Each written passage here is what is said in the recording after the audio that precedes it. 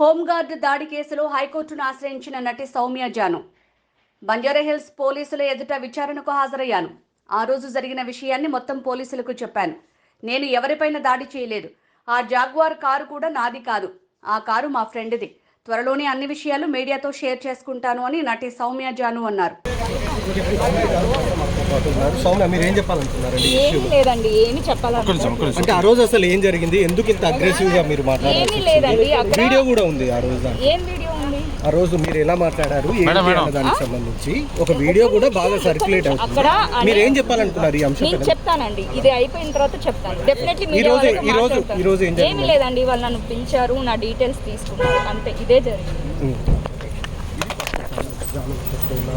పిలిచారు, స్టేట్మెంట్. నేనైతే దయచేసి దాడి గీడి అంటున్నారు కదా, ఇలాంటివి వేయకండి. నేను ఎవరిపైన ఏ దాడి చేయలేదు కాబట్టి నేను ఈరోజు వచ్చాను. వాళ్ళతో నేను మాట్లాడడం జరిగింది, అంతా అయిపోయింది. ఓకేనా? మీరు మీడియా వాళ్ళు అనవసరంగా దాడి చేశాను అనేది మాత్రం చెప్పకండి.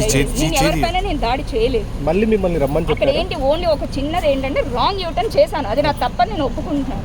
దయచేసి ఇవన్నీ అనకండి. ఇంకోటి, ఆ కార్ నాది కాదు. జాగ్వార్ పాప అని వేస్తున్నారు, వేయకండి. అది నాది కాదు, నా ఫ్రెండ్ది. మీకు క్లారిటీలు ఇచ్చేసాను.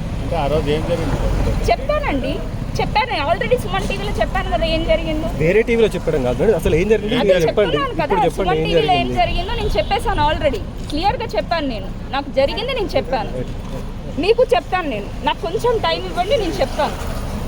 ఇప్పుడు ఇది మళ్ళీ నాకు ఇంకో ఇష్యూ అవ్వకుండా ఉండడానికి నేను జస్ట్ కామ్గా ఉన్నాను, అంతే. Thank you.